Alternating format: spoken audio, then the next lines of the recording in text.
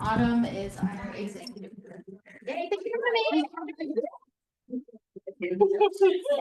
Don't forget to read the mission. Yes, so. Oh, yeah, if you Yeah, don't mind. so you want to go ahead and read it? Somebody, Yeah, sure. thank you. Okay, to build careers worth having, businesses worth owning, lives worth living, experiences worth giving, and legacies worth living. Gosh, that sounds like what we're trying to do. Thank you so much for being that. We'd love to hear from you. Yeah. Awesome. All right, so yeah, we just wanted to share a little bit of information about who we are and what we do and how it works, how it's all gonna, play out in the end. We do have a little presentation for you guys, which I think Ali is queuing up right now.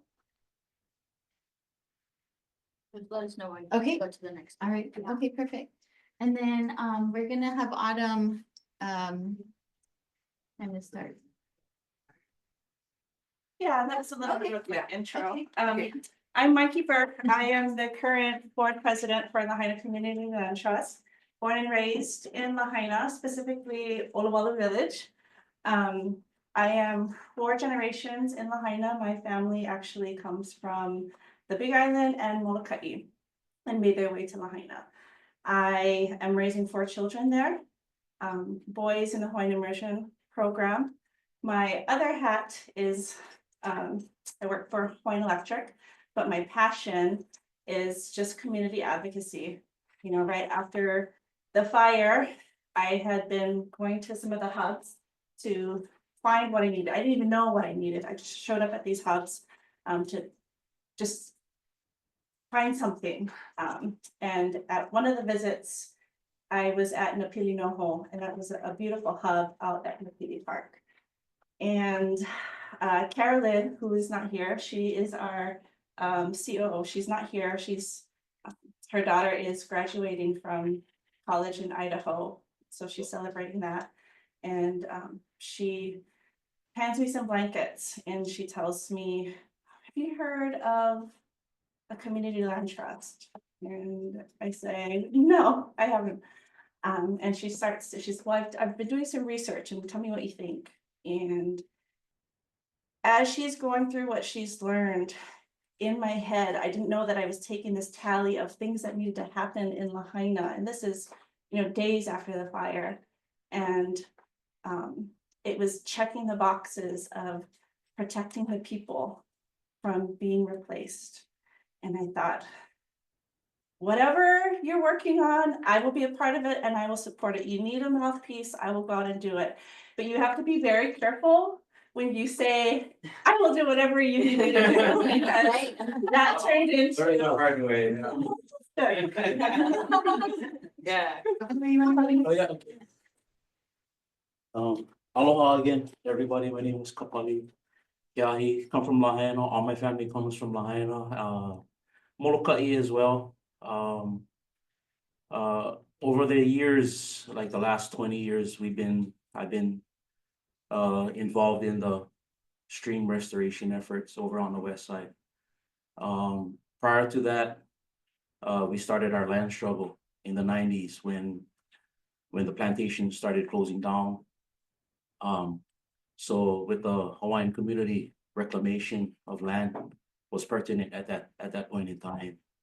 The plantations actually shut down in 1999, and so that kind of started the move to start reclaiming lands in Lahaina. But that ultimately entailed that we restore streams in Lahaina as well, because of course most of the streams were diverted on that side. And so in order for us to actually put our hands into the ground and start to utilize our aina, we needed to restore these streams. And so ever since, we've been trying to work diligently to restore these streams. As you may already know, there's 33 streams on the west side of Maui, 24 of which are actually perennial streams. So we probably have one more stream left, one major stream, which is Honokowai, in order to restore. But of course, that has, that is very contentious for development and stuff like that. But for us, it is a survival of our culture, and we're not going to put anything between that and us. And so the land trust is sort of is attached in many ways, quite valuable to us, because those of us who still remain in Lahaina, we're lucky to be there because of the cost of living. And my family in particular, we were lucky enough to grow up raising kalo on the west side, and so we want to continue to do that. And so my involvement with the land trust is to make sure that we protect those things, make sure we keep our families there in Lahaina and in perpetuity. So mahalo for having us this morning. Thank you so much.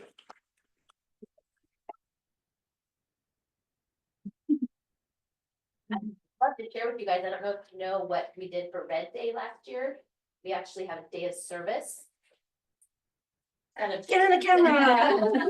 I just wanted to share with our guests too. I don't know if you're aware, we did have a Red Day last year where we went and worked on the Palakiko Taro. Oh, And we got to walk up the street.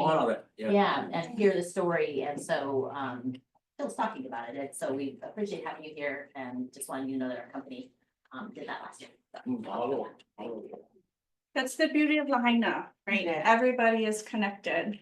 The Palakikos, that aina is very important because that's your ohana. Yeah. That's my ohana. Oh, You have ohana up in Kaua.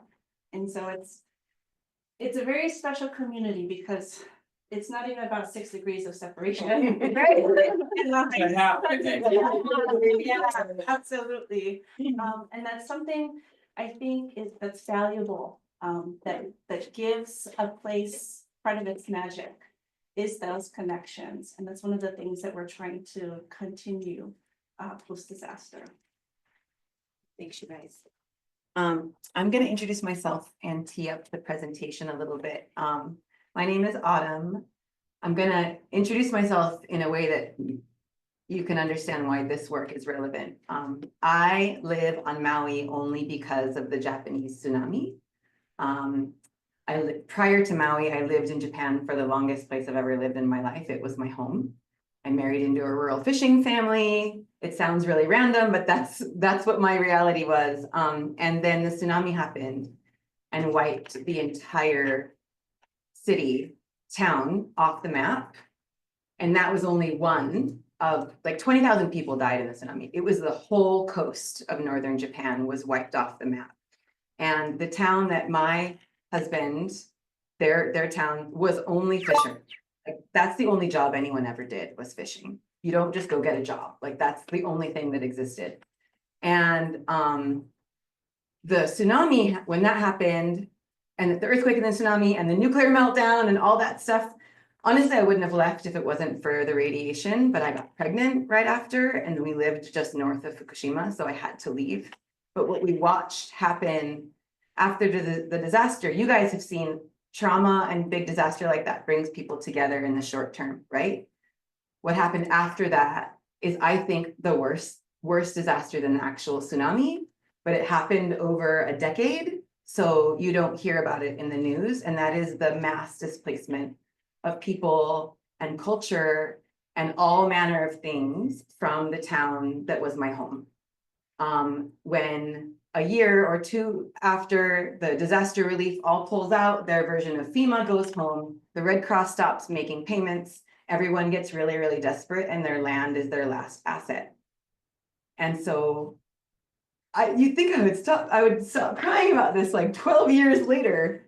But when you think about what that does to a family, when there's like 4 or 5 brothers or siblings and half of them want to sell and half of them would rather die, that family doesn't talk anymore, regardless of whether the land sells or not. It rips the family apart. And then when you do sell and the centuries of fishing culture by people who are committed to making sure there are fish in the ocean for their grandkids, when that is replaced by corporate fishing conglomerates who don't give two shits about if there's fish in the ocean in 100 years. They're just worried about their next quarter. That affects the environment. So families don't talk, the culture has been totally replaced, and the environment is a totally different place. There are less fish in the ocean right now because of this.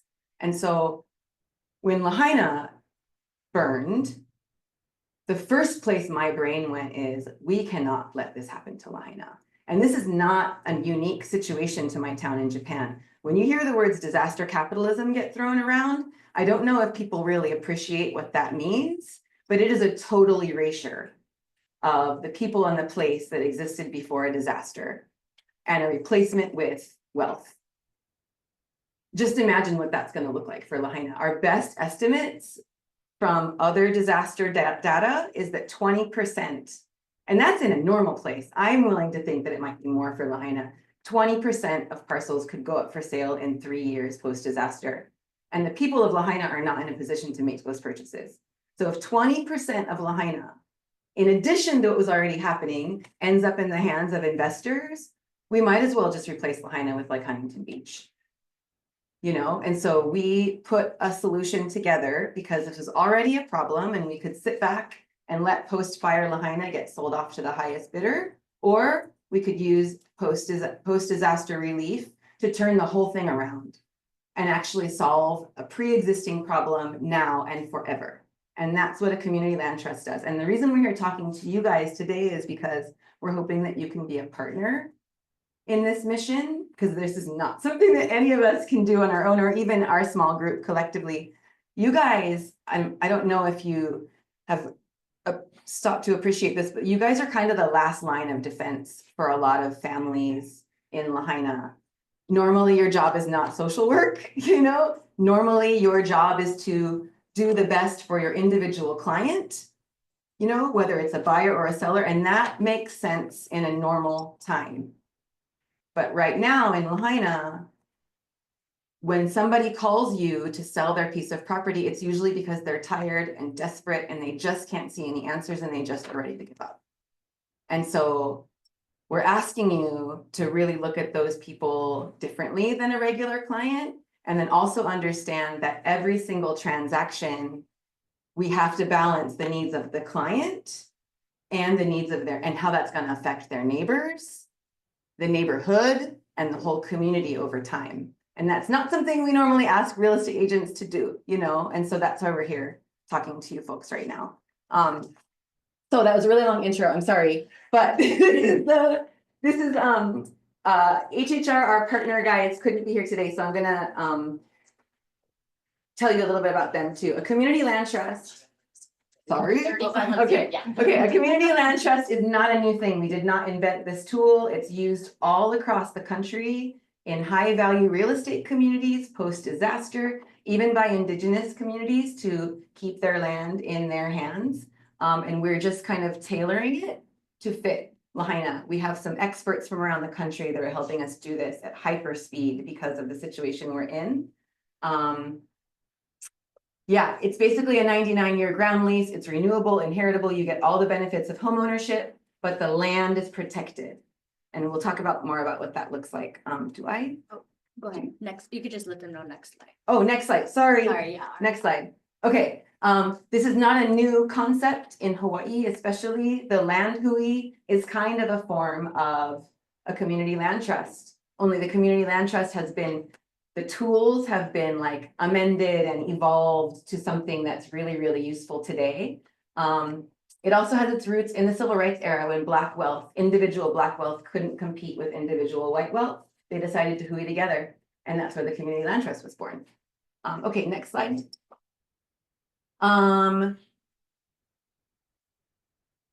We have an initial 15, this is a little bit inaccurate, sorry. We have an initial $15 million funding package from the county of Maui, which is really encouraging and not all at the same time, that the county gave us $15 million as a new organization because they believe in our work so much, while also telling us nobody else is doing this. And that's why we're giving you this money, because nobody else is thinking long-term about land protection in Lahaina. It's all interim, right? Interim this, interim that. So we also have raised, I don't know what the total is right now, but a lot more money in private foundation and individual donations to allow us to do this work. Okay, next slide. Please. Like I said, this is not a pre-existing problem. The fire has just exacerbated it. I'm gonna tap Marina in to talk about this next slide. If you could go to the next slide, please. Thank you so much. So I think that this is probably not news to any of you, which is in the month before the fire. Maui County's per capita income was around $40,000. Of course, those are not the folks who are buying homes, but when you do the math and you look at how the median in Lahaina was $1.3 million in July of 2023, that's 30 times higher than someone's income. So super inaccessible.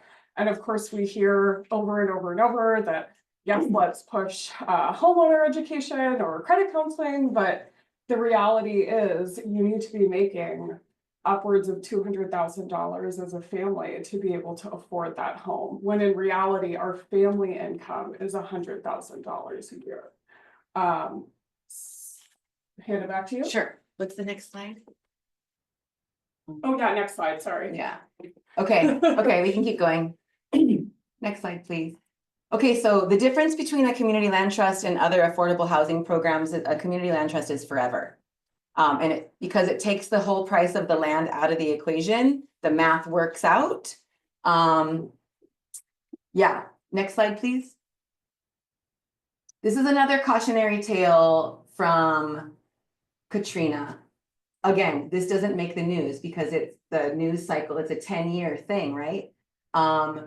Billions, tens of billions, how much money from FEMA So alone? we actually have a slide. Oh, I'll the come next in and one. I'll Yeah, jump in go. and help you with these. Thank you so much. So one note that I think, and I'll just give a quick background. My name is Marina. I'm our communications director. I grew up in upcountry, but then I actually worked in Texas as an investigative journalist for a while. And I was there when Hurricane Harvey made landfall.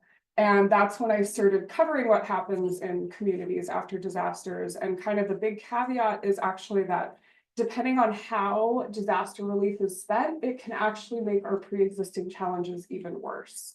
So in New Orleans, we had upwards of $14 billion, or $15 billion of like math. Really, there was so much more funding that poured into the city to try to keep folks home after that disaster. And we still had over 100,000 Black community members displaced. Because of, so basically the issue is that like when all that money pours in, there aren't permanent protections. Like it's a stopgap solution to help rebuild homes, but sometimes it doesn't even make those families whole. So that if they sell, that's where we saw in some communities, like an 178% increase in Airbnbs throughout New Orleans. And that's where we've seen prior research since then that have shown that like the neighborhoods that were damaged the worst by the hurricane were actually more likely to gentrify. So that's just when we talk about kind of what could happen to Lahaina, that's what we have to go by with research in other communities. Cool, thank you. And next Okay, slide. Next slide, please. Okay, how do you want to take this section? Yeah, so basically, we all know how real estate affects prices throughout the community. And it can really have some real consequences, depending on the progression of the market. Next slide. And so using some real numbers, we're going to try and give you guys some examples. So say there's a lot purchased for 600,000. Average square foot to rebuild, price per square foot is $500. And for a 1,500 square foot home, 3 bedrooms, 2 baths, $750,000 on top of the $600,000 price tag for the lot. Next slide. And so a couple different scenarios here. If an investor buys it, wants to turn it into a rental, at the current mortgage rates, the rent is upwards of $7,000 a month. And then of course, on the other scenario, where the investor, builds a property and turns around, sells it, flips the property. Basically, at current market rates today, the resale value will be about 1.5 to 1.8 million on the low side. And so just looking at that and comparing to our local community's income, it is just, there isn't a balance there. And no matter how you spin it, right, the consequences for our community can really have some impact for generations. And that's where this placement comes in, and that's why we're here. We're trying to kind of help, assist to curb that displacement. And yes, of course, the housing costs are more than Maui family's income. Next. All right, so Lahaina Community Land Trust has come up with a few different solutions to help provide affordable housing in Lahaina. So of course, one is to just help families stay. They want to stay. We're trying to assist them with all the resources we have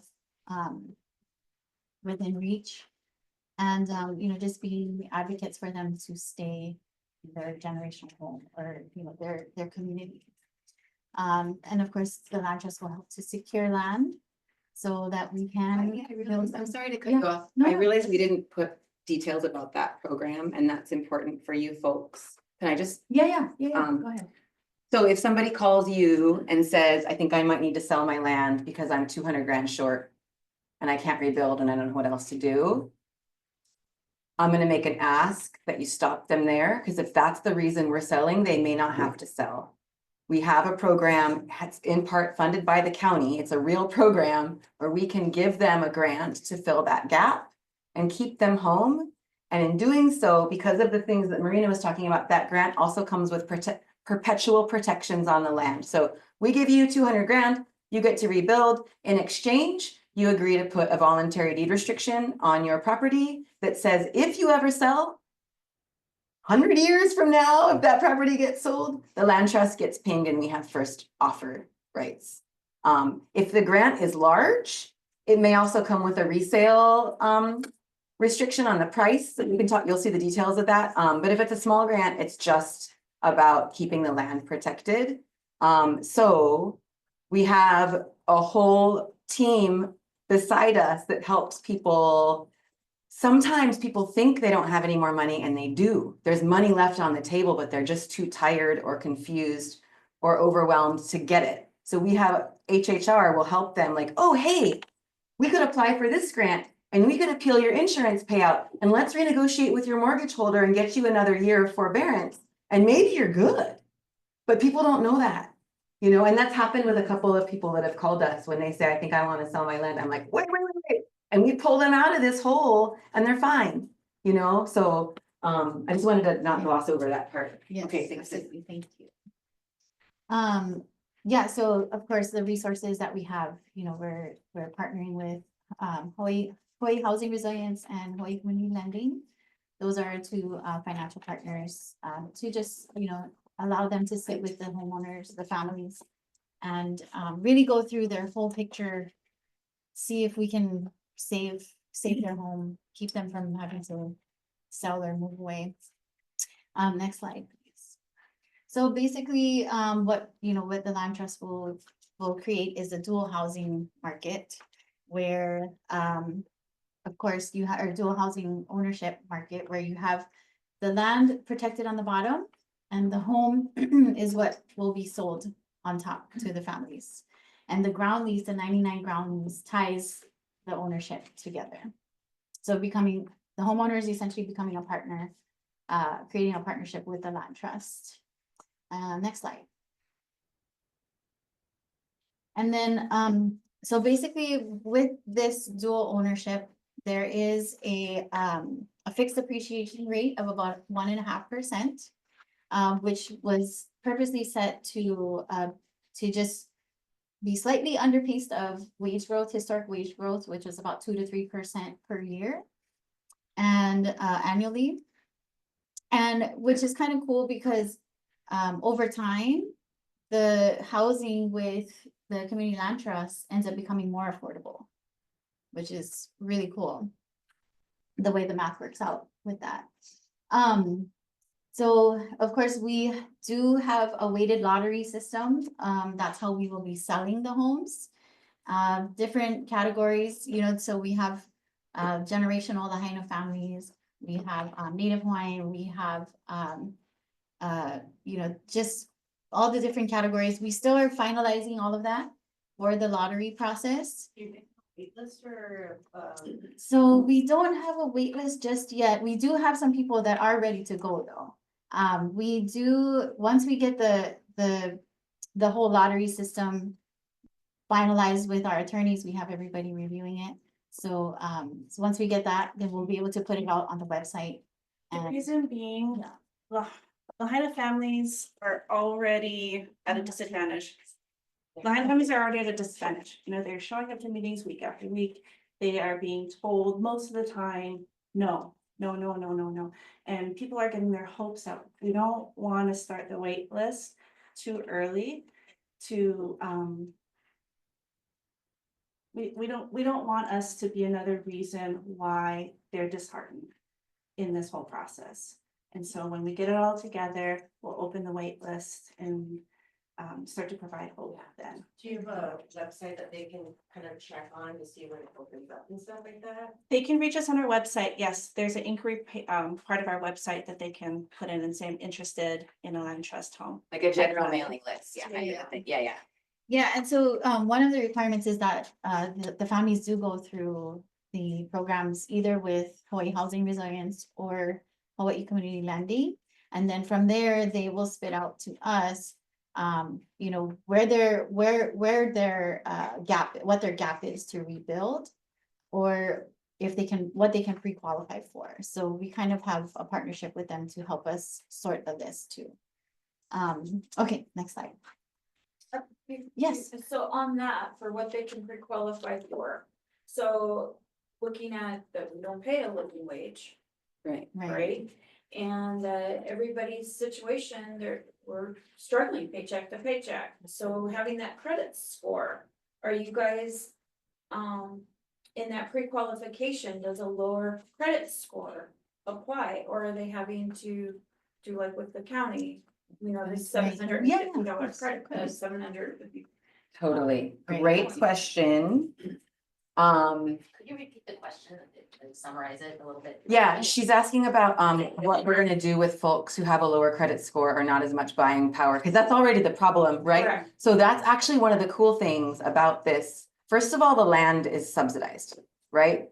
We don't expect to get the cost of the land back in the sale. The home is also subsidized. Let's say it costs us 600,000 or 700,000 to build. We secured Lokia, a property on Lokia that we're in design phases right now. The home will be built soon.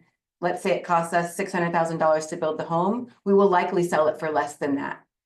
And the way community land trust work is we look at the folks on the wait list and kind of like, we sell the home for what the buyer can afford. We are not a for-profit developer. Do you understand? So at the end of the day, a home is really heavily subsidized. We're talking about like $700,000 or $800,000.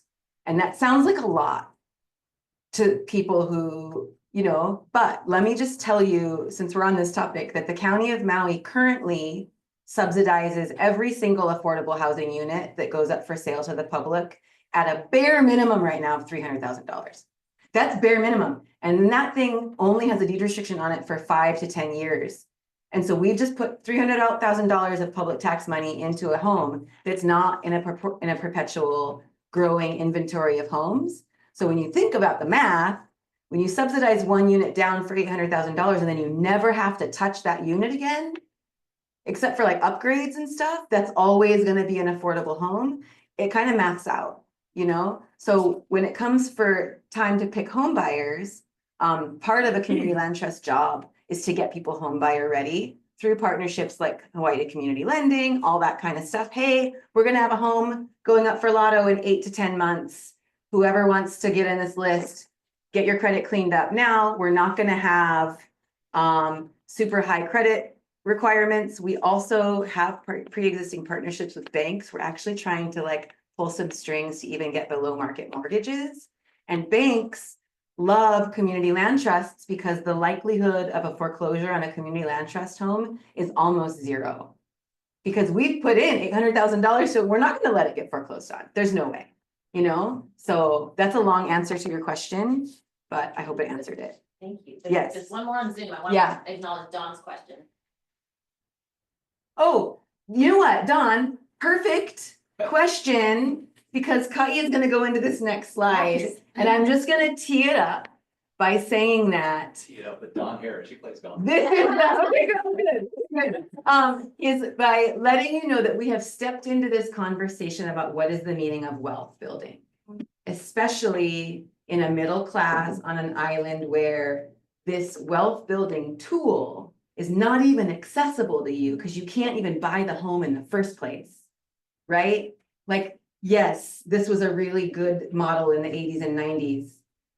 But if you can't access the tool becomes more and more elitist. And so we're talking in our community about wealth building as a return on some house that you may sell someday versus wealth building by your ability to build modest equity in a home that you may not have been able to afford and where your kids, you can't be evicted from. Like wealth versus like bye-bye, you know? So Kai's gonna talk about the numbers and what that looks like. Yeah, so just quickly, you know, we all know the rents have skyrocketed since the fires. And so just taking that data, you know, the pre-fire fair market rental rate was at about 3,000 for a 3-bedroom home.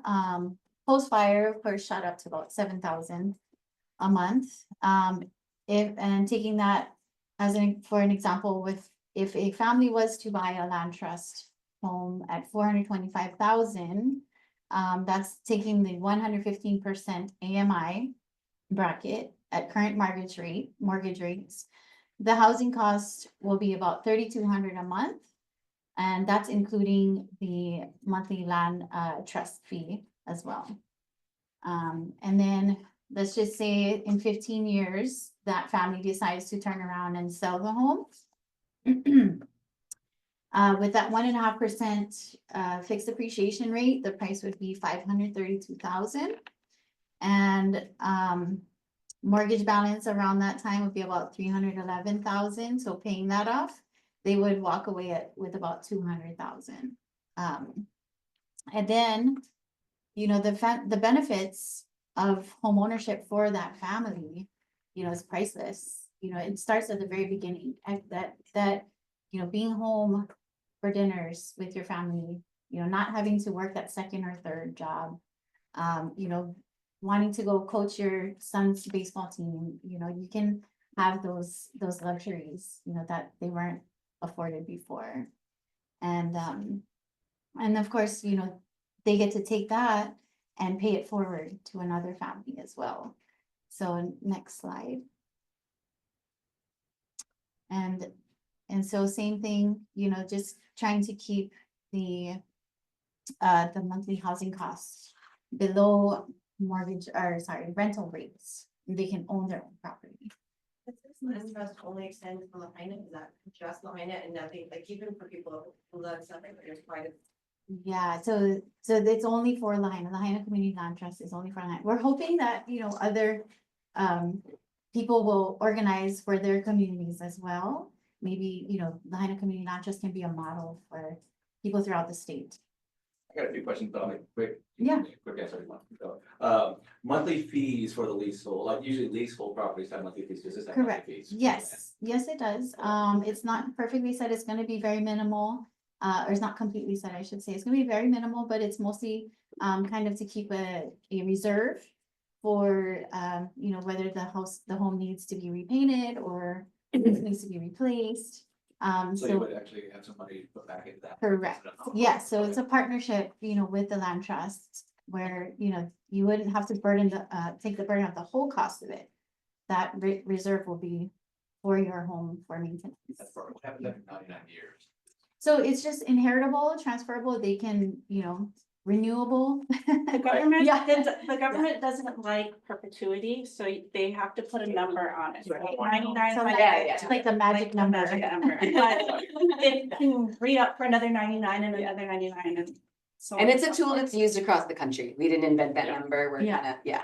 And don't take this as a greedy question, but if I find somebody who wants to sell their land in Ohio, let's say, and I send them to you, there's no commission, correct? No commission. Well, How does that- Yeah. no. Oh, Because we all probably at least. That's an Yeah. important question. Yes.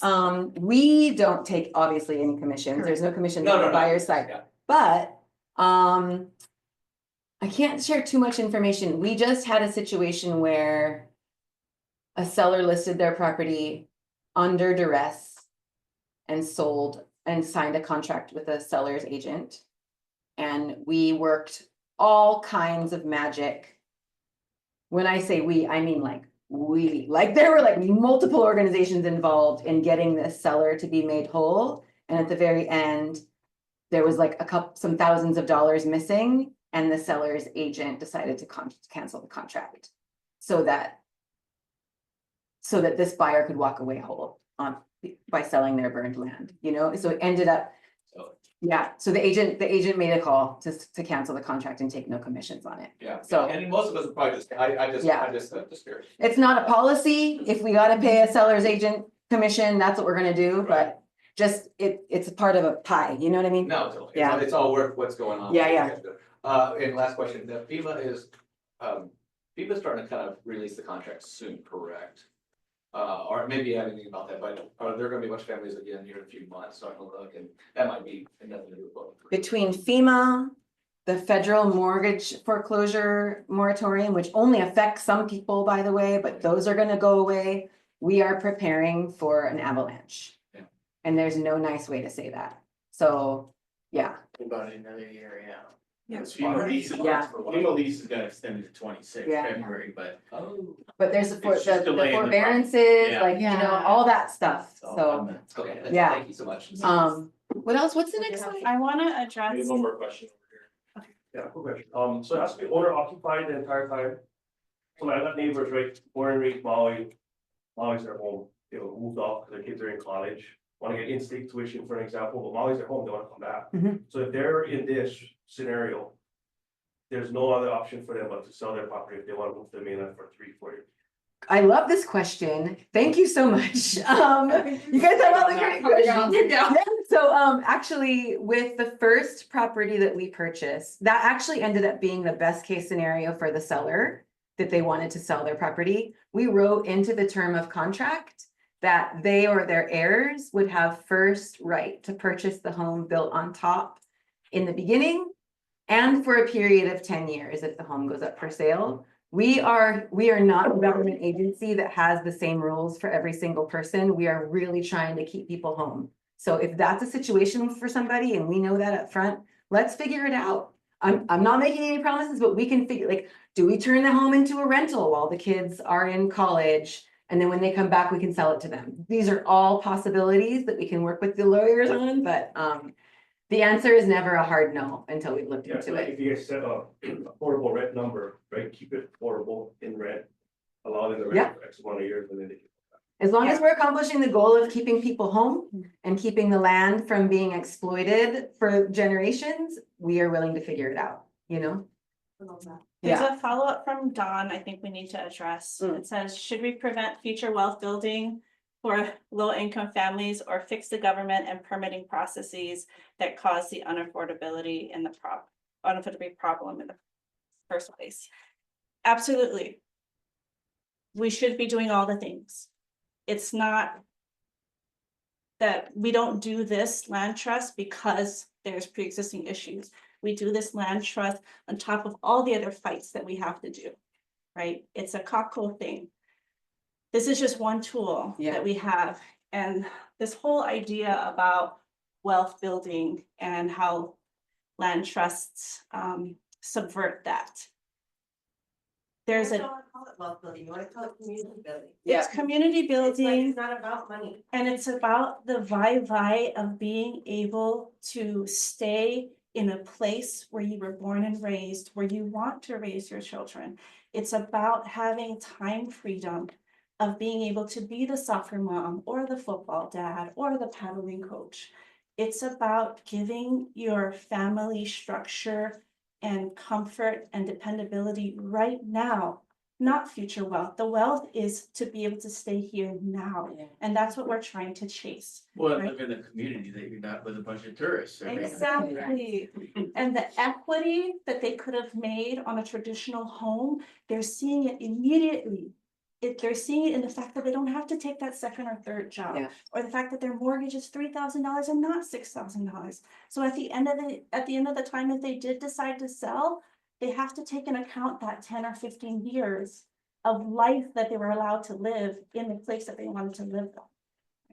So that's how we combat this whole, how do you build generational Yeah. wealth? Well, it's wealth building with apartment. Yeah, Yes. yeah, That's what it exactly. is. And it's important to know, like, we understand that coming from the real estate industry where what Dawn is talking about is the thing, right? Like, I get it. But we also, places like Aspen and Vail and Vermont, Aspen, their median home price is $7.9 million. And I'm not exaggerating, every single person who works in the city of Aspen, Pitkin County, except for 6 people, live in a deed restricted, affordable, perpetually affordable home. Because if they didn't do that, they would not have a functioning community. 100% almost. have you ever been to Banff? No. They have dorms for the workers. Okay, yeah, It reminded so, me so much of Lahaina. yeah, There's like exactly. this little pass you go through, right? And then you come into this town Yeah. that looked like a And freaking so, movie set. yeah, right? in Aspen, they said, nobody here is ever gonna build wealth through property ownership because we're all getting displaced. So even like their doctors, their dentists, their city attorneys live in perpetually deed restricted and appreciation capped homes, every single person. And that's just why they have a community, you know? So, okay. Who pays the property taxes? The homeowner. Oh, this is a cool question too. The homeowner pays the property taxes, but because the value of the home is capped, it's only assessed at that value. So Jeff Bezos could move in next door and do whatever he wants, but your property taxes don't get affected. Isn't that cool? Is he moving? Well, let me know if you hear anything. Okay, so, We're trying to have him. Yeah. When he Right. passes away, puts it in his will. okay, so the real nitty gritty, if someone does end up agreeing that selling their land is actually the best thing for them, I want to remind you that there is a reality where they could sell the land to us. We put them in the term of sale that they can buy the home on top and they actually end up living on their own land. Because you know what I mean? So that's a stopgap. Of course, we don't want to take title from anyone. That's a last resort. If you're gonna be displaced, we can buy your land and you can live on top of it. How do we decide how much we can pay? This is a huge question. Months ago, when we bought Lokia, we worked with the landowner and a few other landowners. We were like, hey, can we just, nobody knows what to start at. Can we just use your guys' properties and get independent appraisals on them? And they were like, yeah, let's do that. So we got multiple independent appraisals. A guy from Oahu came over, we had a local guy do it. Like, we wanted to really make this as scientific as possible. Multiple appraisals on individual properties, you know. And what we found out at that time was every single appraiser, they didn't know there was other appraisals happening either. Every single appraiser came back with a value that was just above or just below the 2023 pre-fire land assessed value. And there was a bunch of factors that led to that. You know, the appraisal reports were very thorough, but that's why they landed on this number. So we thought, okay, this is good enough Where to data. start, yeah. Let's start there, you know? And so the first offer we made on Lokia, land assessed value was $490. We paid $495 for the parcel, and it worked for everybody. We also helped them get all the paperwork done. It was a real partnership. Just recently, 877 Kale was purchased. The land assessed value was $577. It closed for $600,000. So that's 4% over pre-fire assessed value. 1382 Ainakea just sold, its pre-fire assessed value was 401.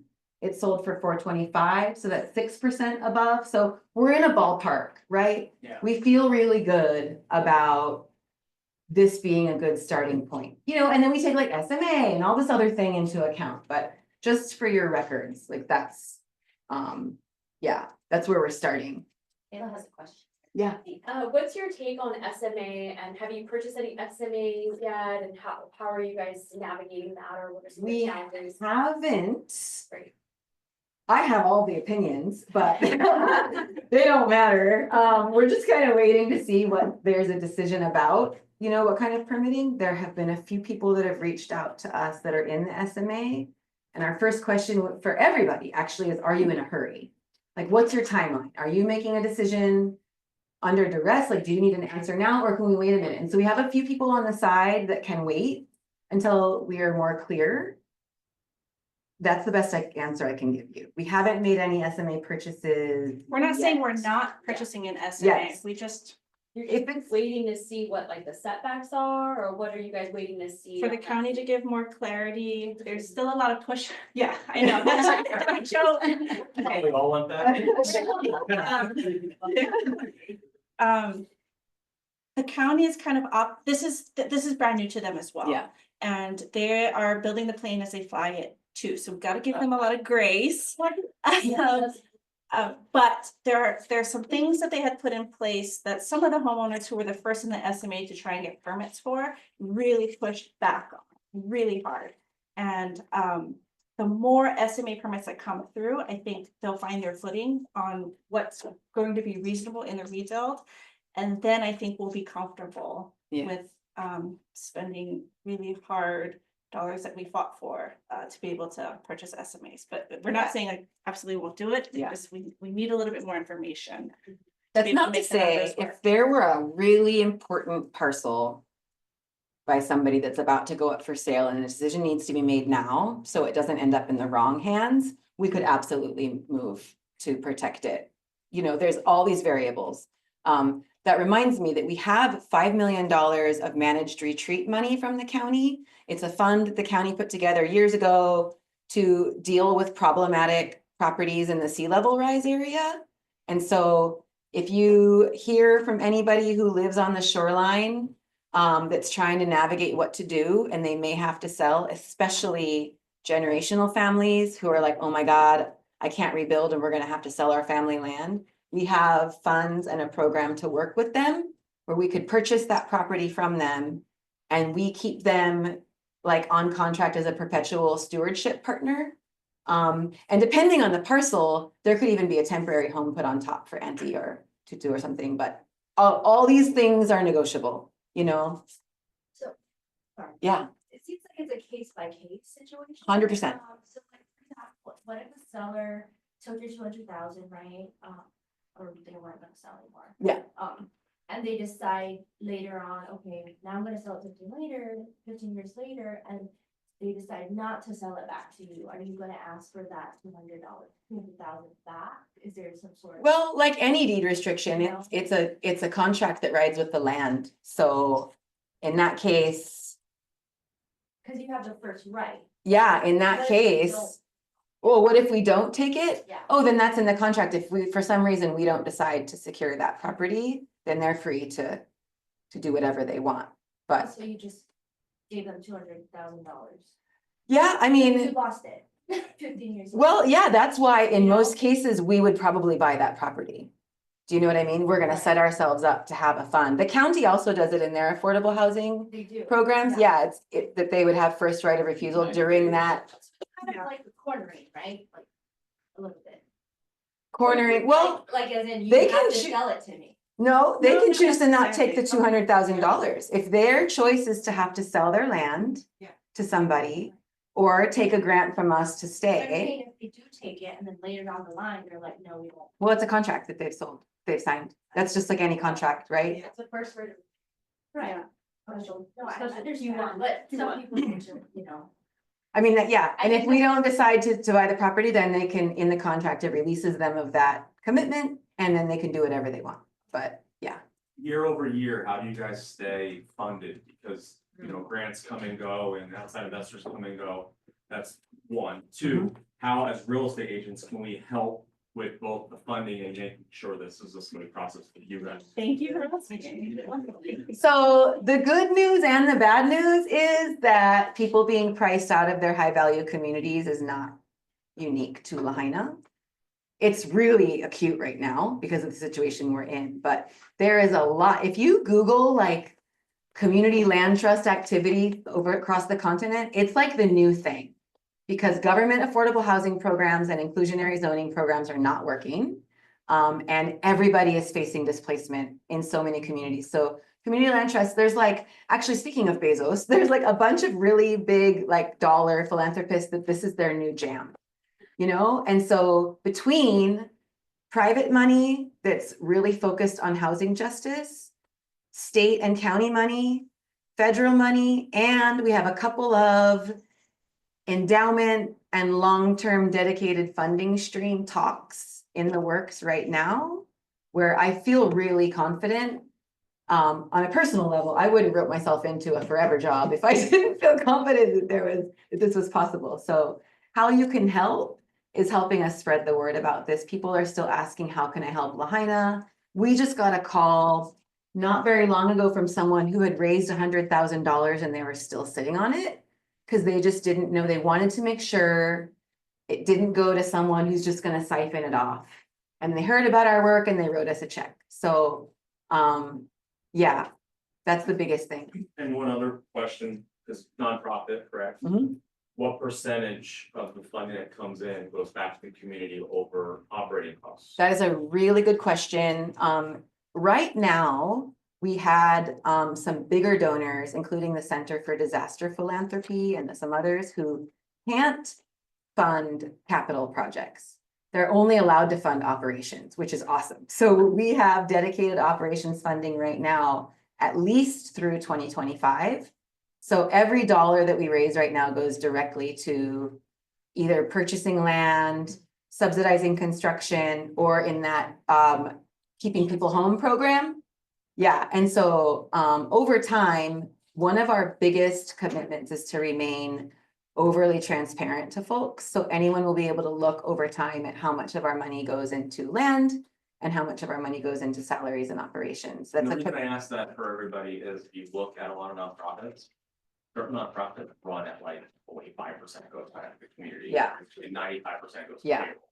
Right, so the big companies, Yeah. like, that's why I asked that. It's an important thing, and actually, thank you for asking this, because we're such a new organization, we haven't completed an audit yet. We were only born in officially recognized by the government in November of 23.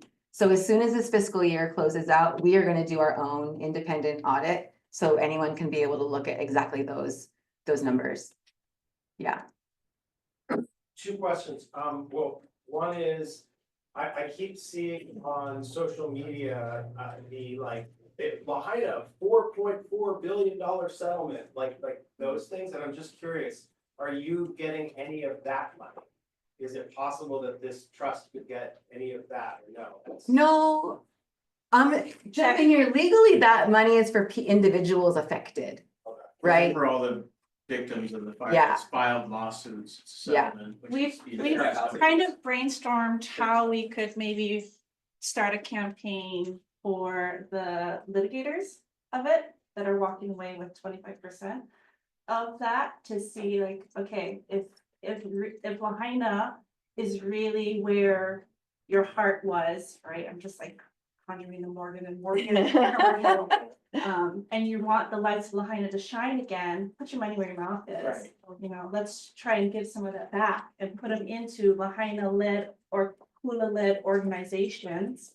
And not into something that only 5% of their money goes back to the community. Yeah. We haven't figured out the best way to do that yet, because pulling on their heartstrings, I don't think is a thing that's gonna work. We have to be more creative. Yeah. What percentage did the litigators get of that 4.1 bill? Depends on the litigator. Some took less than. Yeah. 40 is the max I've heard. Yeah. And 20 something is the least I've I heard. can ask my brother bossed off at everything too, so I can ask him what his Oh, contract says. okay, okay. I'm just very glad. Okay. But it could get capped, like the think it's judge capped. wants to cap it, Yeah, so, yeah. you know, Hopefully that's the the case. ones at 40% might have to come down. Yeah. Jonathan, you had another. Yeah, the second thing is less of a question, but it sounds like in response to what you were saying about like what can we as realtors and, you know, brokerages do? I mean, from everything that you've said, not everybody's gonna necessarily get such a thorough, detailed, you know, explanation, but one thing is, I would say I highly encourage you to do this at every brokerage office. Totally. Yes. Thank you. So, Thank you. This is really important, even Yeah. if they don't have a huddle like us. Yeah, I feel like this is important enough to say, would you be willing to gather your Thank you. agency and your brokerage to allow us thank you. to educate you?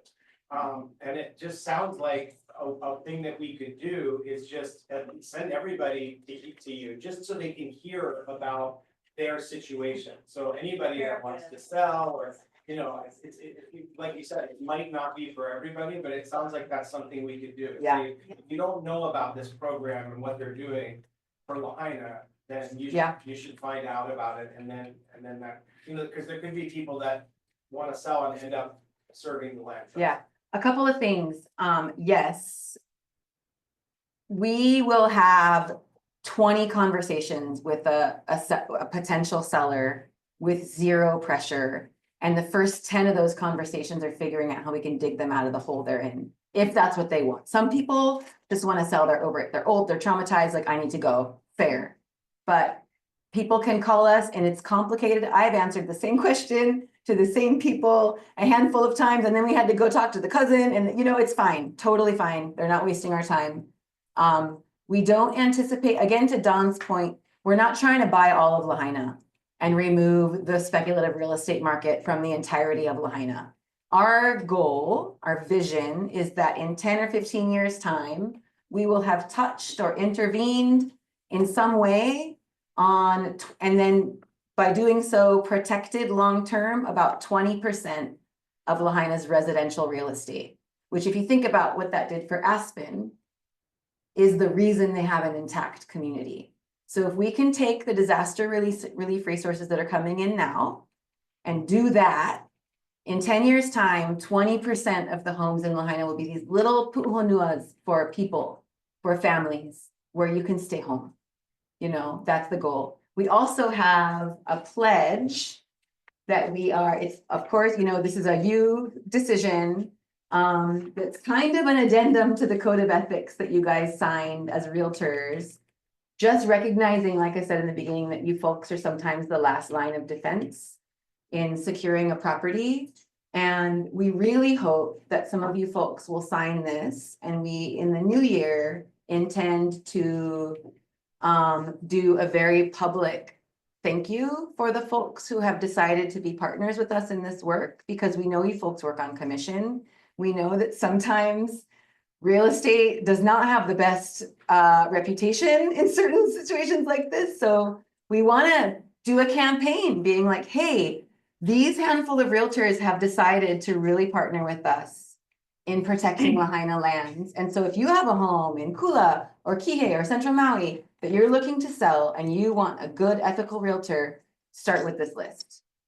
So Ka'i has those in hard copy right now, and we can also send it over in like a DocuSign, but yeah. Sorry, I'm not sure if I missed it or not, but for when you're talking about the commissions, do you guys pay out the commissions or no? If the agent, if the seller's already working with an agent? If the seller is already working with an agent, I think we did this before you came in, no problem.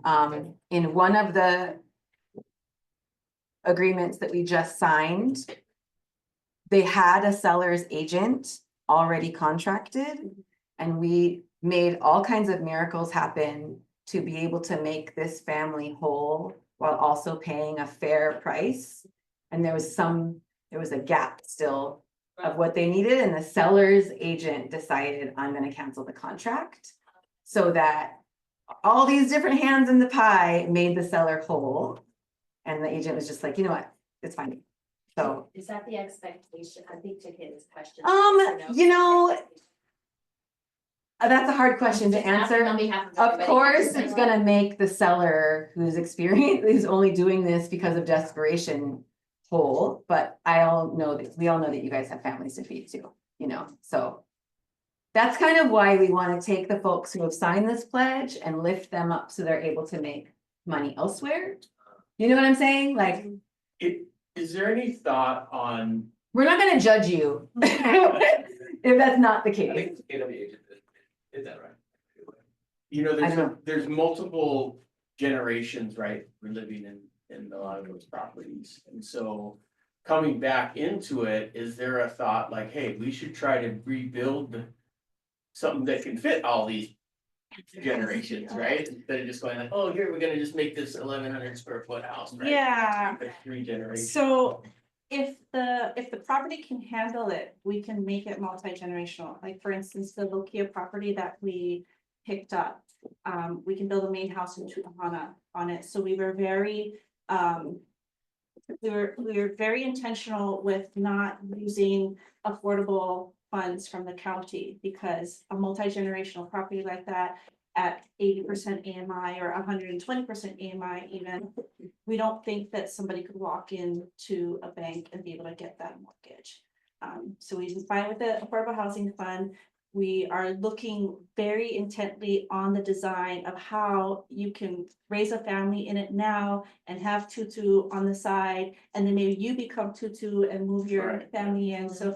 There's a It depends- Kupuna suite, it's labeled Kupuna It suite. depends on but we're also taking into consideration aging in place, right? And that's kind of the beauty of coming from the ashes. For example, for my home, there was no way that we could be 80 living in the home that we had in Lahaina. And so when we're doing our plans, we're making sure that we can raise 4 boys in the whole house.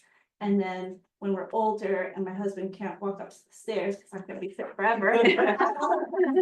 We're gonna have a bedroom and a bathroom downstairs that's ADA compliant, and you know, the front door is going to be ADA, so keeping those things in mind. Right. So that we can have generational families stay on that property.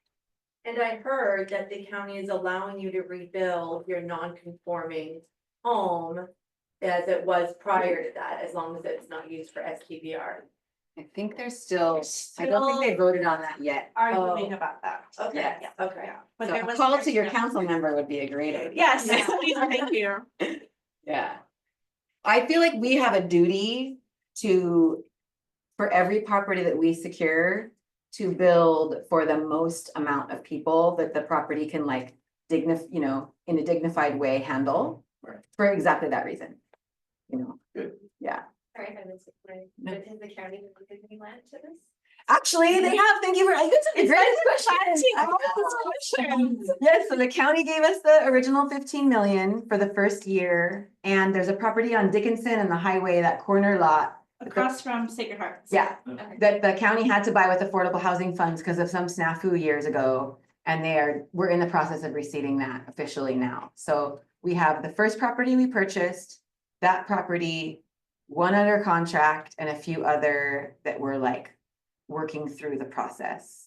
Like I said, preparing for an avalanche. What if somebody wanted to buy it to build like a multi-unit place, right? Like maybe a short apartment building or something like that. Would that be possible? What do you mean, like us? No, like somebody wanted to build that, right, as a rental for Hmm. themselves, but maybe they. Is it rental behind the families? Right. Yeah, that's not really an us question. Yeah. But it, like, we only have any control over the properties that we You end would up do it, I intervening guess you on, wouldn't yeah. do that because it would be out of the. Well, no, actually, we set ourselves up as a hybrid. We heard loud and clear from the Lahaina community right when we were first starting this. If we're gonna talk about securing land into community ownership, there are all kinds of things that could be done with that. One is obviously like for sale, single family housing. In some cases, community land trusts own apartment buildings, and there's some cases they own commercial spaces. Our community asked really loud and clear, like if there's a commercial area that goes up for sale, and it could be the center of some real like community wealth building activities, the community land trust could own the land. we could do some kind of a community-based shareholder setup for the building itself. And then we could have a list of rules that only these kinds of businesses can do business inside at affordable rents. So like all these different layers of different kinds of tools can really impact economics, housing, even rentals, you know? Yeah, there's the one on Dickinson and the highway is zoned to be a duplex. And it's because it's right across from the school. We were like, could we make this teacher housing? Right. You know, like there's, the possibilities are really endless, as long as we kind of stick to the basic tools, Yeah, you know? cause even a lot of like one bedroom stuff, cause it, you know, there's such a transient workforce Totally. down there. Yeah. right, that- Something like that. Yeah. I love what you guys are doing and I love what it's bringing back to the community. My one concern is you guys are in your infancy, and as we know how organizations go, they Yeah. follow a human development. Yeah. And so there's a lot of challenges that come with a new business and coming forward. And so when we're looking at this lease, which could have a fee that's paid out, in the event that you don't have the success that you're hoping for, and we're looking at 5 years or 10 years, or even 15, and you're no longer a solvent agency, what happens to the leases that you hold? Yeah, that's a great Who gets question. to buy that? That's a great question. So to answer that question in the very beginning, before we even pulled the trigger on this, we wanted to know, is this possible? We know community land trusts are a successful tool, but can you stand one up in a post-disaster situation with the speed required to actually solve the problem? And so we went to the continent, physically went to the continent and found like some of the best experts in program development, legal, finance, and people who were involved in post-Katrina stuff, post-Houston stuff. And they're really the only reasons that we've been able to move this fast. That's one answer. So we're really building in long-term planning. When you start any nonprofit organization, part of the law, the agreement that you sign is if the organization dissolves, all of your assets have to be transferred to an organization with a similar mission.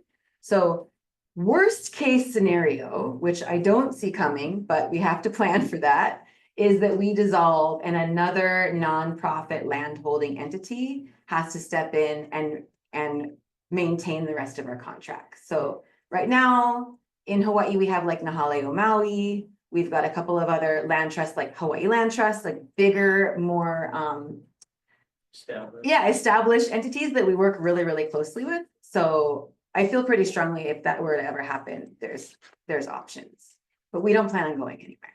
No, and I hope that you don't, that you have It's a to great look at those question. things Yeah. Because it's in the organization. Yeah, it's a great question.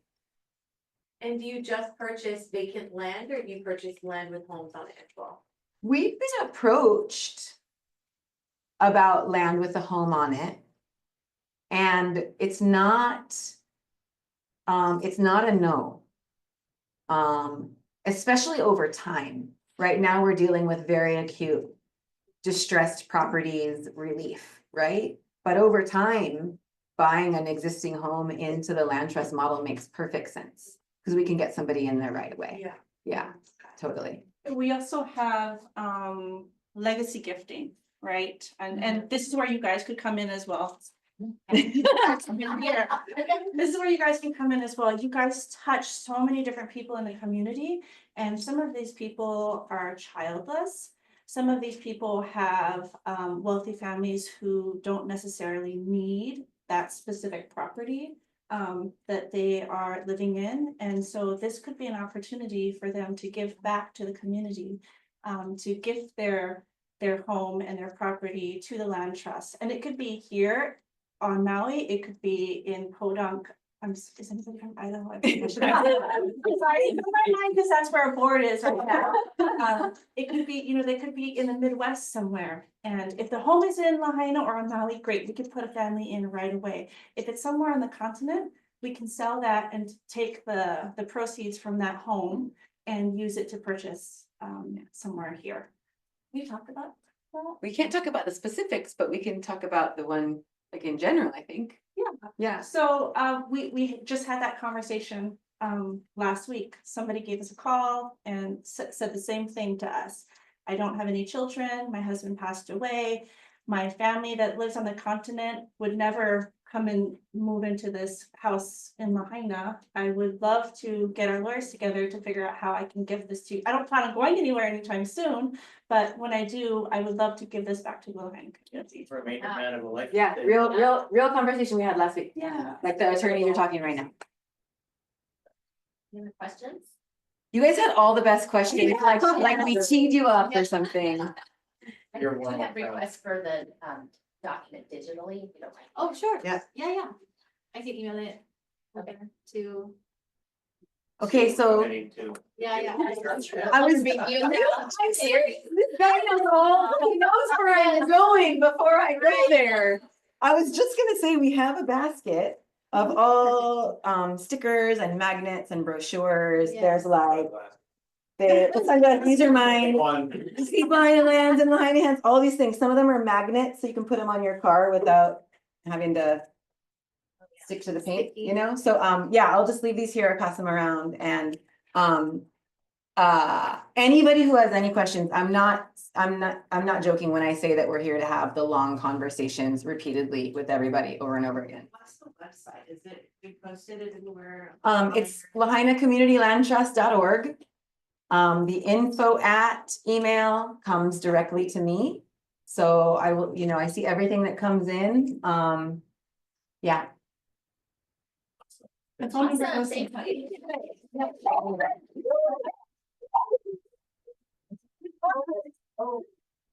Ethan's part of it. Yeah, I told no, I'm sure they love to train you. Yeah, I would agree.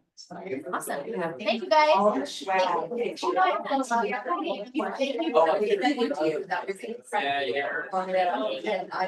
appreciate it.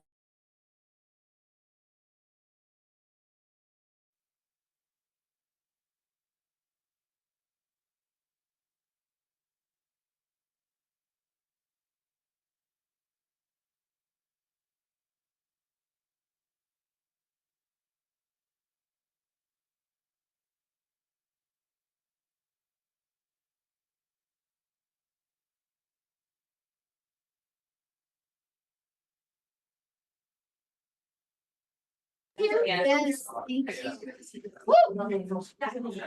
I will think through the rest of it. There you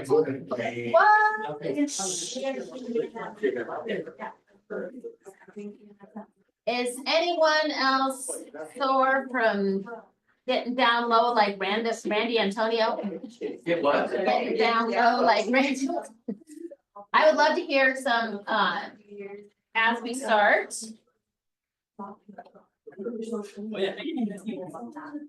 Oh, girl, oh, yeah. Alrighty, Oh, brother. This guy. yeah, okay, awesome. I'd love to start and hear some highs from the party. We did get feedback. Wasn't a full dinner. We're gonna do something about that next time. So thank you for sharing. Noted. We thought it was gonna be more than it was, but anyway. Any highs from the party? We just had, if you think about our mission statement, experiences worth giving, our company spent over $25,000 on that party, which we had about 100 people there. That's $250 a head. We love you guys. We appreciate you, and our owner and leadership really wanted to give you thank you and a happy holidays. Jonathan. Location was beautiful. I was away last year, so this was my first time doing the party with you guys at Sugar Beach, and it was a wonderful location. Yeah. And it was just, for me, it was great being able to like kind of 100% celebrate Yeah. with everybody, there really wasn't talking shop. It was more just like people were there with their partners and felt Yeah, it was fun and I had a blast, so I thank you guys. Yeah. Anybody else? I love how many people turned out and Yeah. I'd love to see that on our Monday meetings. Right? I know, we had 40 on Zoom for a while, so 55 out of our 194, it's pretty good.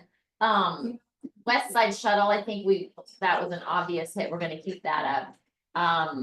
I remember, I was gonna share, I remember when I first came to this company, the holiday party was like 2 weeks later. And I remember looking at everybody dancing, going, I would never in a million years dance with people I work with. And it was so cool to see the community, you know, that people are comfortable enough. And so I think that's something special that we can come together and have fun. So yeah, thank you guys, all of you who showed up. Okay, I'm gonna steam through this. On the growth call this morning, they said that we've had the least amount of real estate sold in 20 years. It's like 1995. So the fact that you guys are doing well and taking market share is amazing. And they're anticipating it is gonna go up. Seeing the low is what they're saying, and we do expect it to improve. Okay, what's the new median sales price that increased 16.9? 1.3. Yes. Good job. Good job. And condo decreased 19.7% to 715. Good job. Days on market for single family increased 29.2% to 146. Yeah. I'm cheating. So good to know this, just to have for your clients when you're having those listing conversations, or when they're complaining it hasn't sold. Hey, we're only 100 days in, you know? Condominium. Condominium days on market increased 1.6 to 130. Yes. 20. yes, good job. I had an incredible experience yesterday. I'm interested in what you guys are doing for your clients for the holidays. I had a team that had a holiday party that was absolutely epic and down to the details. And so much so that they had personalized gifts for each of the person that attended. And it was super powerful. So I wanted to quickly share with you guys, we share our mistakes and our joys, our wins. Drove down South Key Hay Road. Every time I drive by, I would smile when I go by this one house and tell my kids, I sold that house on FaceTime 2022. And yesterday drove by and guess what I saw? For sale sign. Yes, for sale sign. And I was kicking myself, like I did not keep I got super excited about this role, did not keep in touch. And so there's business out there that's happening. If you don't keep in touch with your clients, it's the worst thing in the world to drive by one of those signs. So you don't want it to happen. No, they were. I think the stat is something like 90% of the people with use their agent again, but only 15%. Yes. It's something like that, and it's because of the follow. And I'm, yeah, 90%, Yeah. JC say 90% say they would, but only 15% do. And it's my fault. I'm sort of like hurt my feelings. I'm like, I broke into your house on this one thing after they closed, I had to break in and do all this stuff. I'm like, oh man, but don't let it happen to you. It's no fun. Okay, going through the slides. Let's see. Board of directors next year. Thank you. Top November producers. Congratulations. Top 20. They'll keep going. We're gonna steam through these, RJ. Yeah, but I'll keep going. Command fundamentals, Tuesday, December 10th. Keep going. There we go. This is one that Christy wanted to make sure, and all of us want to make sure you guys know about, because they scheduled it specifically for Hawaii. They did it late enough so that we could participate. And we're gonna have a watch party here on Thursday, from 9 to 1, Tech the Halls. They're looking at top agents all over the country and how they're using command at a high level and learning from the best in the business. Anything to add to that, Jasper? Yeah, it's a panel with these agents. They're- Panel. It's not like a, Awesome. slide deck of like, oh, use this, and click that. It's like actually, how they actually do business. Little like mega camp, that's kind of what they do at mega camp. They bring agents up, so come to our office. You don't have to fly to mainland. It's And you can look at it at your home, right? Oh, yes, you can, absolutely. RSVP at kwtechthehalls.com. It's gonna be via Zoom. Yeah. Thank you. Okay, Marion, this is gonna be exciting. Choral concert the 15th. Broker's Corner with Chad, the 17th. We had something really cool happen at the party. I got a call from Steve and Liza the day before the Christmas party. And they were like, we want to give some gifts to, the Toys for Tots. And I would love Steve to share a little bit about this. Steve was like, I'll go to Target and buy a $500 worth of stuff-ish. And then, we'll bring it to the party and then people can participate. And, in my mind, I'm like, oh, Steve, I hope everybody, what if they don't, he's gonna take the hit, whatever. But Steve, you wanna share what happened? Yes. Yeah, come on up. So basically, no, it's something, my sister-in-law, Laura Medilla, you guys know her really well. She does this every year with a certain organization, and she goes to different events and listed there. So anyways, I called them up, said, let's do it. And so they said, okay, go for it. Now you go get the toys. I thought, okay. So then I went and got all the toys at Target and spent about $575. And then we got paid through Venmo, through cash, and everybody is $1,470. So that's an overage of about almost $900. So we're gonna put that back. Yeah, go ahead, clap. Oh, yeah. Thank you. So we're gonna put that back into more toys, and even Liza mentioned some toiletries as well and different things. But basically it's all going back to her, the thing that she does every month with Holly Makana. But this is all, like, Liza's the one we need to thank for all the stuff she does with Liza. Yeah. All people. Steve, I think just the fact that you dropped everything and went to Target and we had the physical toys there really made a difference. And then seeing the generosity of everyone, that was so cool. So thank you, all of you who donated. All right, Jonathan, you're here. Would you like to speak about the Holly Cow events and what's happening? Well, this was really nice. RJ just put together a few slides about the culture committee. I don't know, it disappeared. That's you. That's you. Oh. Wait, that's, I see it on here. Check your hair. Can we get this up there? Oh, okay. Slides. RJ, can you put the KW Culture and Holly Cow event slide up, please? Anyway, we've been doing Holly Cow all year, and so these few slides are just highlighting a bunch of the culture committee events. Next slide. So this was just, that's what these are, showcasing this. Next slide. This was Red Day. There's a slide from the Whale Watch. There's Friendsgiving Day recently, our huddles, and of course, Holly Cow. Next slide. Bowling night. For those of you, there's already been multiple requests for a follow-up, so we'll do that again in 2025. And then let's see, and then this was our beach cleanup, which was really successful. We had a whole bunch of trash bags. Remember, a truck full of trash that we took off of Baldwin Beach Park. And next slide. And so Holly Cow. So I'm looking at a bunch of you here. Sasha, Keone, JC, April almost every month. Steve, there's a lot of agents that volunteer. You don't have to do it every month. It's whenever you're available. We usually have 5 in the kitchen. And I just want to thank everybody because we were just talking about it last huddle and we got the whole 2025 sponsored.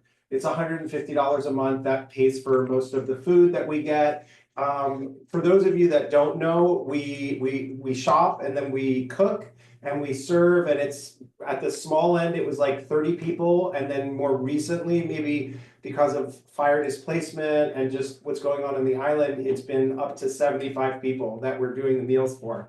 It's really nice opportunity for us to work together in that environment and also just to be of service. And that's what I would say to you is it's a great way to sort of, help the community in a very tangible way. And the people are so polite. I mean, it's amazing. They come up to the window and thank us and tell us how they like the food or how they clear their plates. And it's just a really nice thing. So for anybody interested, we'll be doing it every month. It's always on the 3rd Wednesday of the month. So if you're interested, just let me know and I'll put you on the list. And if you're an amateur chef, sign up because we need new Oh, yes, idea. yes, that's one of the goals for 2025 is to have more diverse menu. We've only had a few, we do one like that's our staple. We'll have to show you chicken, we'll have to show you chicken. Show you- It's amazing, they love it, but if you have a good menu item. So another thing that happened as a result of this was, when Colette was on island 1 month, she wanted to volunteer and she did, worked at the kitchen. And she was so inspired that she shared that story when she went back to KW National, and Gary Keller gave $50,000 to Holly Cow. So the cool thing about this organization is for 30 years, they literally every day, there's no exceptions, Christmas, Thanksgiving, actually those days they give even more, but they deliver meals. So for people that can't move and are in need, they do like a Meals on Wheels program, and then they also have the meal counter and serve that every day, and they've done it every day for 30 years, and it's private. So it's all, donation based. 3 meals a day, breakfast, lunch and dinner. For the, yeah, it's really amazing. Final slide. So, this was so guys, give it up for our sponsors for 2025. And next slide. So I said mahalo for your generosity and service. Together, let's make 2025 the best year for KW culture. Hey.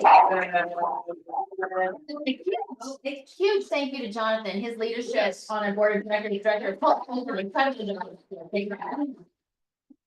Okay, I have a golden pineapple award. This agent, I haven't seen this happen very often, but he was super interested on a high level team that is functioning on Oahu.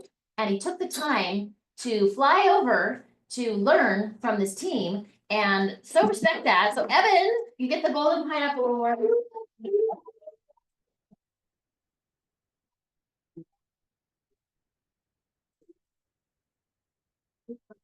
For Stephen Drew. Okay, keep going. Oh, the Christmas toy drive, we talked about that. Looking for volunteers on the 19th. If you weren't at the party or want to participate still with the toys, you can scan Steve's QR code and give now. So please put that slide up. RJ, we'll leave it up for a second. While we do, I got this postcard. I'll leave that up. It's from Max Blair. It says Max on Maui. And it came to my mom who lives at Cal Holly Mackay. And it I wanted to just pass it around and see what you guys think of it. It shows the sold. And yeah, so I was kind of impressed actually because of the quality, and it went directly to, the complex where it sold. And I didn't really know about Max, and his logo is pretty, I thought pretty great. And then this is another one I want to pass around. It's South Kihei Residential. You guys have seen these before. That's but by Real Marketing as well. Real Marketing, yeah, I think it says realmarketingforyou.com. Really pretty, and it was directed straight to me, so, and in South Maui, so like you guys to see what other people are doing for farming. Solds are the best because it tells your people what they can get for their property. Yeah, I really love the ones too where they show the whole complex and it shows all the ones that sold and the different prices. Okay, Jasper, do you have a tech tip for us? Going to Jasper. RJ. What was it, Real Marketing? Real Marketing for you, and it's on the back, you'll see it, when it comes around, yeah. They do exclusive And areas, it's so number- they won't let you go to an area so they can. And it's the number 4. Okay, so tech tips, let's see. I'm doing a regional command class on Wednesday at noon. If anybody wants to join, it'll be quick, just gonna go to some new features. The big feature is upgrades to our AI integration. Not only have we launched KWIQ 3.0 now, so better training on the general large language model that's used to answer all your questions about command. Very helpful, you can have it write blog posts for you, you could have it write an email blast for you, you can really leverage this, and it's just a little button right down in the bottom right hand corner. We've now also added another model to our paid ads feature that is kind of scary, I'm not gonna lie. It's like, ChatGPT is cool, but This, you can say, hey, I want to write an ad for sold. It'll write you a title, a description. It has all sorts of context or tone adjustment buttons. So I want this to be more emotional, or I want this to be more colorful or artsy or business-like, and it will like adjust emojis and wording like on the fly like that. So Awesome. yeah, that's awesome. Crazy. And also, we kind of breezed over it, but if you guys like Christmas carols, me and my mom are singing in this Christmas carol concert on Yes. Thursday. Please come to it at St. Anthony's. Yeah. Yeah, just us. Yes, we are the only tenors in there. 94 people. It's a great. And Dawn, I hope you're still on. 12 o'clock. Okay, no, here. It's via Zoom. Oh, okay. We're steaming through this because we had that incredible information, but we definitely need to Dawn, a text with him. We want to talk about this as a brokerage. It's just why we had them come first. We don't have as much time today, but maybe next huddle, we can kind of process the information that we learned and have a discussion amongst ourselves on how we want to move forward. Then I'll have the pledge for you guys to be able to look at in advance. Okay, I think that's it. And now it's time for Keone Ball. Yeah. Real quick. Things I've seen this week. What is the one thing that we can't put in the comments on the MLS? Commissions. What? Commissions. Hi, Jess. Commission, right? Commissions. Nothing that says commission can be on there. Nothing, not even variable commission, not any. No commission can be in there. Everybody hear that out there in Zoom land? Was it commissions that can't go on there? Exactly. No. Because we're still getting fines for that. Well, they're not fining, but come January 1st, you're gonna get a $500 fine. So just don't put it in there. I don't know how to otherwise say that. We're still seeing land fraud out there. So if you got a vacant land deal, with either side you're on, make sure you ask the questions, double check on those because they're still out there. Your disclosure statements. I had 3 different incidents where people were complaining about the disclosure statements. A couple of them were after it closed. You gotta check your disclosure statements. Make sure when they come in back from the seller that you review them. If there's vague questions, get them to put more info in there. If it's something you know, you put it in there, right? On the buyer side, right? You're representing a buyer, you see it's vague, push the agent. If they're not willing to document it, then make sure you have an email that said, hey, how come you don't want to document this, right? That's gonna be coming a lot more. I know it. It's the market we're in, right? More buyers are gonna be like, oh, this and that, right? Especially as the prices come down a little bit. Zora? You safeguard yourself, do you get escrow involved or like? No. You push the other side and you document that you push the other side. Or you pushed your seller, right? Oh, here, you should document this, blah, blah, blah, right? Tell them what to say. Right? Because otherwise you're gonna have to disclose it, right? You're not looking for stuff. But if you know something, you look in the disclosure statement, you're like, wait, you told me you fixed the roof. Where is it?